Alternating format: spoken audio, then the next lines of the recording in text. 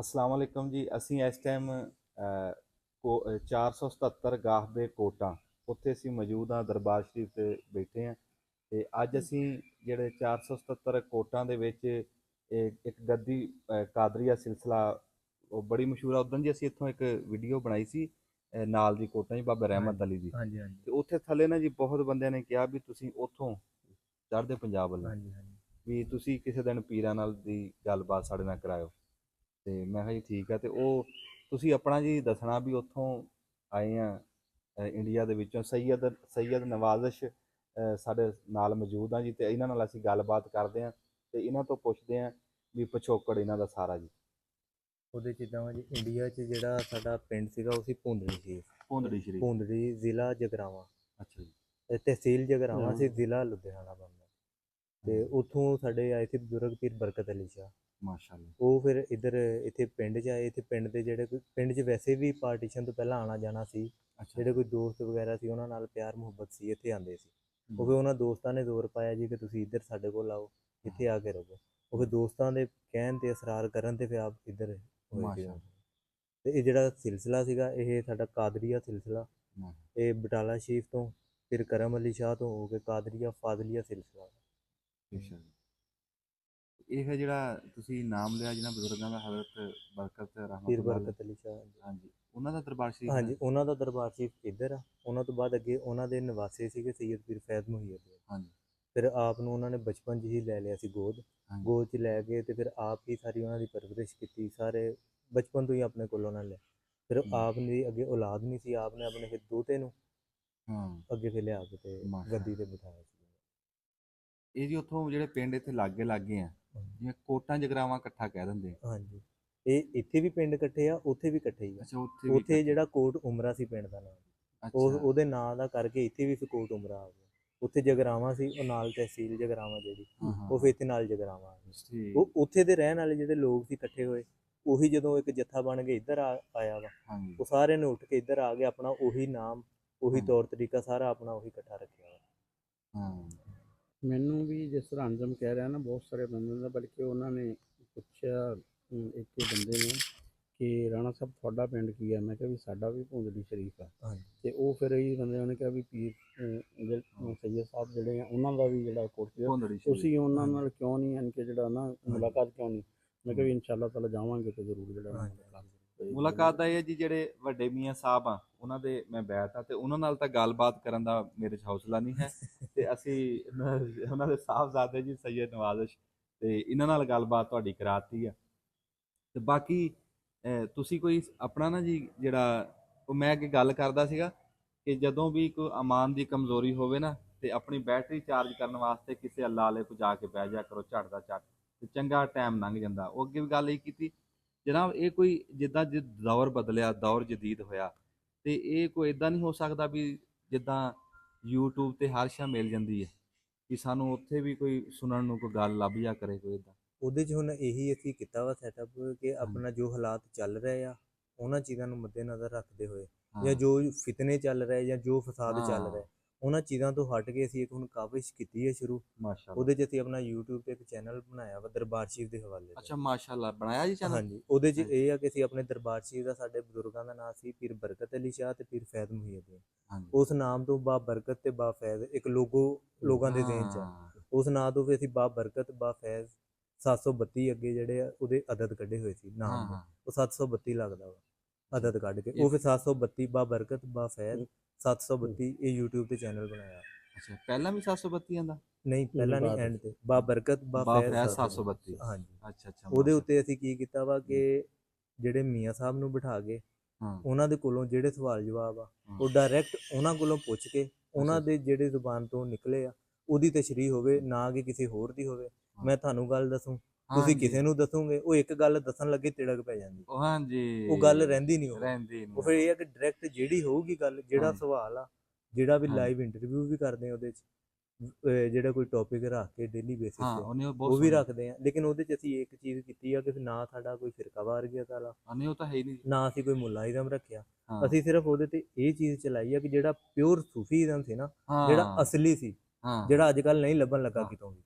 ਕਿਤੇ ਦਰਬਾਰਾਂ ਦੇ ਵੀ ਚੱਲ ਜਾਓ, ਹਾਂਜੀ ਅਸੀਂ ਵੀ ਦਰਬਾਰ ਸ਼ਰੀਫ ਤੇ ਬੈਠੇ ਹਾਂ, ਸਾਨੂੰ ਪਤਾ ਜਿਹੜੇ ਨਿਜ਼ਾਮ ਚੱਲ ਰਿਹਾ, ਹਾਂਜੀ ਲੇਕਿਨ ਅਸੀਂ ਉਹਨਾਂ ਚੀਜ਼ਾਂ ਤੋਂ ਸਾਰਿਆਂ ਤੋਂ ਹਟ ਕੇ ਹਾਂਜੀ ਪਿਓਰ ਸੂਫੀਜ਼ਮ ਦੀ ਜਿਹੜੀ ਤਾਲੀਮ ਆ ਉਹਦੇ ਹਵਾਲੇ ਨਾਲ ਇਸਲਾਮ ਦੇ ਜਿਹੜੇ ਵੀ ਬਨਾਮ ਆ ਜਾਂ ਉਹਨਾਂ ਦੀ ਜੋ ਵੀ ਜ਼ਿਹਨ 'ਚ ਸਵਾਲ ਆਉਂਦੇ ਆ, ਜਿਹੜਾ ਇਹਨਾਂ ਦੋਵਾਂ ਦਾ ਕਲੈਸ਼ ਆਉਂਦਾ ਵਾ, ਹਾਂ ਉਹਨਾਂ ਚੀਜ਼ਾਂ ਦੀ ਜਿਹੜੀ ਤਸ਼ਰੀਹ ਕਰਨ ਲਈ ਉਹ ਡਾਇਰੈਕਟ ਮੀਆਂ ਸਾਹਿਬ ਨੂੰ ਅਸੀਂ ਬਿਠਾਤਾ ਕਿ ਜੋ ਸਵਾਲ ਆ ਤੁਹਾਨੂੰ ਉਹ ਦੱਸਣਗੇ। ਅਸੀਂ ਸਾਰਾ ਇੱਕ ਨਿਜ਼ਾਮ ਚਲਾ ਰਹੇ ਹਾਂ। ਬਾਕੀ ਉਰਸ ਦੀ ਜਿਹੜੀ ਆ ਲਾਈਵ ਕਵਰੇਜ ਉਹ ਵੀ ਅਸੀਂ ਕਰਦੇ ਪਏ ਉਹਦੇ ਤੇ, ਮਾਸ਼ਾਅੱਲਾ ਤੇ ਮਾਸ਼ਾਅੱਲਾ ਸੈਸ਼ਨ ਵੀ ਰੱਖੇ ਆ, ਸਵਾਲ ਜਵਾਬ ਵੀ ਰੱਖੇ ਆ, ਫਿਰ ਡੇਲੀ ਕੋਈ ਟੌਪਿਕ ਰੱਖ ਲਈਦਾ, ਅੱਛਾ ਅੱਛਾ ਉਹਦੇ ਬਾਰੇ 'ਚ ਅਸੀਂ ਬੋਲੀ ਤਾਂ ਕਿ ਜਿਹੜੇ ਬੱਚੇ ਆ ਛੋਟੇ ਹਾਂ ਉਹਨਾਂ ਨੂੰ ਵੀ ਕਲੀਅਰ ਹੋਵੇ, ਵੱਡਿਆਂ ਨੂੰ ਵੀ ਹੋਵੇ। ਫਿਰ ਉਸ ਤੋਂ ਬਾਅਦ ਜਿਹੜੇ ਕੋਈ ਸਾਡੇ ਹੋਰ ਬਾਹਰਲੇ ਮੁਲਕਾਂ 'ਚ ਹੋਰ ਮੁਲਕਾਂ ਦੇ ਵਿੱਚ ਕਾਫੀ ਜ਼ਿਆਦਾ ਮੁਰੀਦਾਂ ਨੇ, ਹਾਂਜੀ ਉਹਨਾਂ ਦੀ ਜਿਹੜੀ ਜ਼ੁਬਾਨ ਦਾ ਬੈਰੀਅਰ ਬਹੁਤ ਆ, ਉਹ ਜੇ ਹਾਂ। ਸਾਨੂੰ ਪੰਜਾਬੀ ਨਹੀਂ ਸਮਝ ਆਉਂਦੀ, ਸਾਨੂੰ ਉਰਦੂ ਨਹੀਂ ਆਉਂਦੀ, ਅੱਛਾ ਉਹ ਇੰਗਲਿਸ਼ ਬੋਲਦੇ, ਉਹ 'ਚ ਅਸੀਂ ਹੁਣ ਟੌਪਿਕ ਰੱਖੇ ਆ ਸੈਸ਼ਨ ਕਰਕੇ ਠੀਕ ਹੈ 45 ਮਿੰਟ ਦਾ ਸੈਸ਼ਨ ਰੱਖਿਆ। ਹਾਂ। ਸੈਸ਼ਨ ਰੱਖ ਕੇ ਉਹਦੇ 'ਚ ਇੱਕ ਸਵਾਲ ਅਸੀਂ ਦੇ ਦੇਣਾ ਜੀ, ਠੀਕ ਕਿ ਹੈ ਇੱਕ ਸਵਾਲ ਰੱਖ ਦੇਣਾ, ਉਹਦੀ ਫਿਰ ਤਸ਼ਰੀਹ ਸੂਫੀਆਨਾ ਜਿਹੜੀ ਅਸਲ ਆ, ਹਾਂ ਅਸਲ ਸੂਫੀਆਨਾ ਤਸ਼ਰੀਹ ਉਹਦੀ ਕਰਨੀ, ਹਾਂ। ਕਰਕੇ ਉਹਦੀ ਰਿਕਾਰਡਿੰਗ ਕਰਕੇ ਨਾਲ ਥੱਲੇ ਸਬ ਟਾਈਟਲਸ ਚਲਾਣੇ, ਜਿਹੜਾ ਇੰਗਲਿਸ਼ ਵੀ ਚੱਲੇ। ਉਹ ਤੋਂ ਬਾਅਦ ਫਾਰਸੀ ਜ਼ਿਆਦਾ ਆਪਣੇ ਇਲਾਕੇ 'ਚ ਇੱਧਰ ਚੱਲਦੀ ਹੋ ਰਹੀ, ਹਾਂ। ਆਪਣੇ ਖਿੱਤੇ 'ਚ, ਇਹ ਦੋਨਾਂ ਜ਼ਬਾਨਾਂ ਦੇ ਵਿੱਚ ਨਾਲ ਉਹ ਕਰੇ। ਨਾਲ ਉਹਦੇ ਤੋਂ ਇਲਾਵਾ ਜਿਹੜੀ ਬਜ਼ੁਰਗਾਂ ਦੀਆਂ ਕਿਤਾਬਾਂ ਲਿਖੀਆਂ, ਸ਼ਾਇਰੀ ਲਿਖੀ ਹੋਈ, ਜੋ ਉਹਨਾਂ ਦੀ ਜ਼ਿੰਦਗੀ ਦੇ ਸਵਾਨੇ ਹਯਾਤ ਲਿਖੇ ਹੋਏ, ਉਹ ਸਾਰੀਆਂ ਅਸੀਂ ਉਹਨਾਂ ਨੂੰ ਟਰਾਂਸਲੇਟ ਕਰਕੇ ਇੰਗਲਿਸ਼ ਵੀ ਨਾਲ ਕਰਨ ਲੱਗੇ।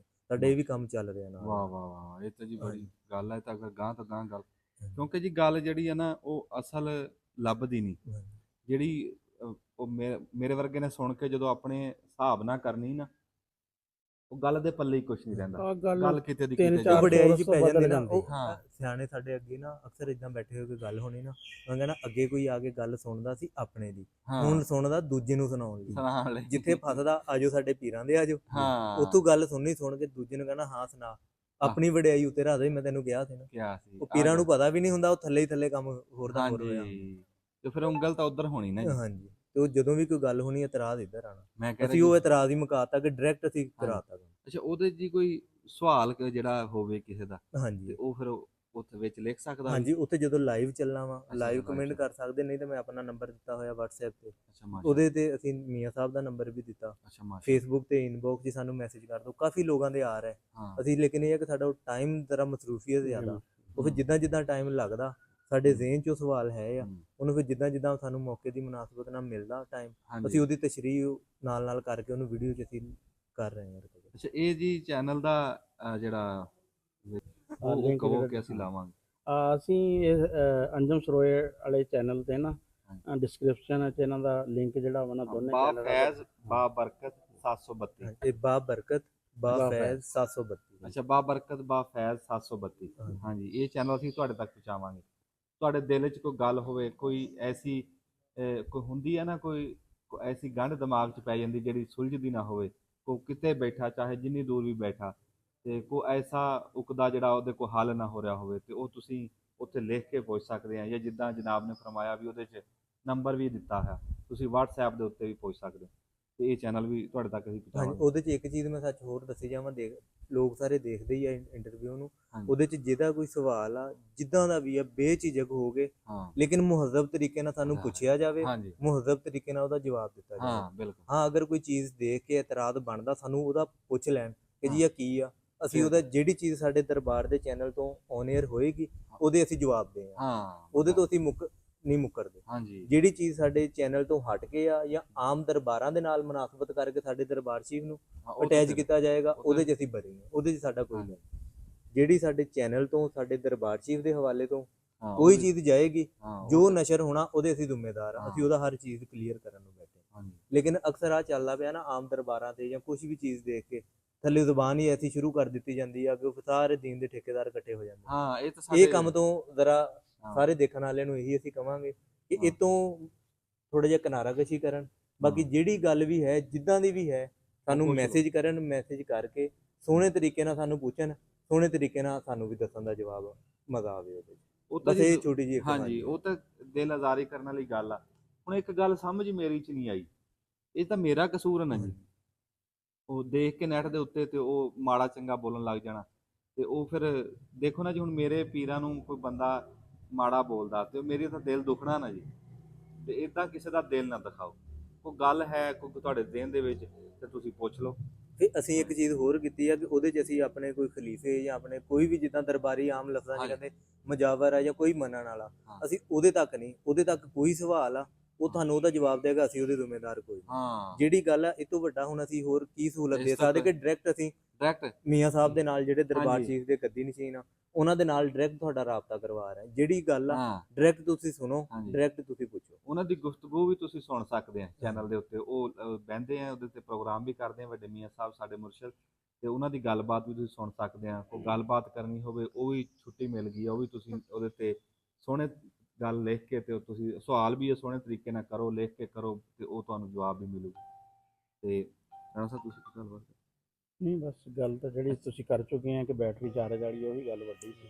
ਹਾਂਜੀ ਹਾਂਜੀ ਬੈਟਰੀ ਚਾਰਜਰ ਦੀ ਗੱਲ ਜੀ, ਉਹ ਇਦਾਂ ਵੀ ਅਸੀਂ ਅਗਲੇ ਦਿਨ ਇੱਕ ਬੰਦੇ ਕੋਲ ਬੈਠੇ ਤੇ ਉਹ ਬੜੀ ਉਹਨੇ ਸੋਹਣੀ ਗੱਲ ਕੀਤੀ ਜੀ, ਬੜੀ ਦਿਲ ਲੱਗੀ। ਕਹਿੰਦਾ ਵੀ ਜਦੋਂ ਮੈਂ ਕੋਈ ਦੇਖਦਾ ਨਾ ਵੀ ਕੋਈ ਅਮਾਨ ਕਮਜ਼ੋਰ ਹੋ ਰਿਹਾ ਤੇ ਮੈਂ ਫਿਰ ਕਿਸੇ ਅੱਲਾ ਵਾਲੇ ਕੋ, ਕਿਸੇ ਸਾਧੂ ਸੰਤ ਦਰਵੇਸ਼ ਫਕੀਰ, ਕੋ। ਕਿਸੇ ਦਰਵੇਸ਼ ਕੋ, ਆਪਣੇ ਮੁਰਸ਼ਿਦ ਕੋ ਸੱਦ ਲਵੇ, ਝਟ ਜਾ ਕੇ ਬਹਿਣਾ ਤੇ ਬੈਟਰੀ ਚਾਰਜ ਕਰਕੇ ਆਣਾ। ਉਹ ਬੜੀ ਸੋਹਣੀ ਮੈਨੂੰ ਗੱਲ ਲੱਗੀ ਦਿਲ, ਮੈਂ ਕਿਹਾ ਵੀ ਗੱਲ ਇਦਾਂ ਹੀ ਹੈ।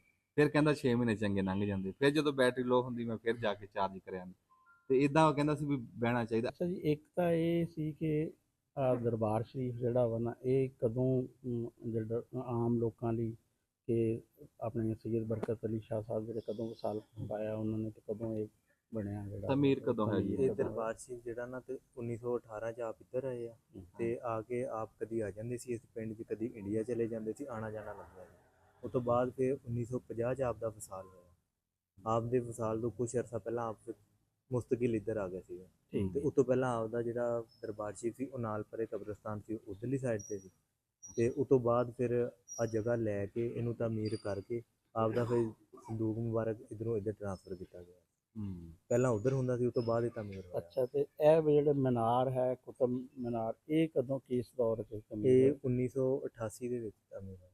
ਇਹਨੂੰ ਨਾਮ ਦਿੱਤਾ ਗਿਆ ਵਾ ਕੁਤਬ ਮੀਨਾਰ ਦਾ, ਇੱਕ ਕੁਤਬ ਦੀ ਨਿਸ਼ਾਨੀ ਦੇ ਤੌਰ ਤੇ ਕਹਿ ਸਕਦੇ। ਮਾਸ਼ਾਅੱਲਾ ਮਾਸ਼ਾਅੱਲਾ। ਹੁਣ ਇਹ ਕੁਤਬ ਜਿਹੜਾ ਵਾ ਇਹ ਕੁਤਬ ਦੇ ਦਰਬਾਰ ਤੇ ਹੀ ਬਣਨਾ। ਵਾਹ ਆਮ ਦਰਬਾਰਾਂ ਤੇ ਕਿਤੇ ਇੰਨੇ ਜ਼ਿਆਦਾ ਨਹੀਂ ਦੇਖੇ ਕੁਤਬ ਮੀਨਾਰ।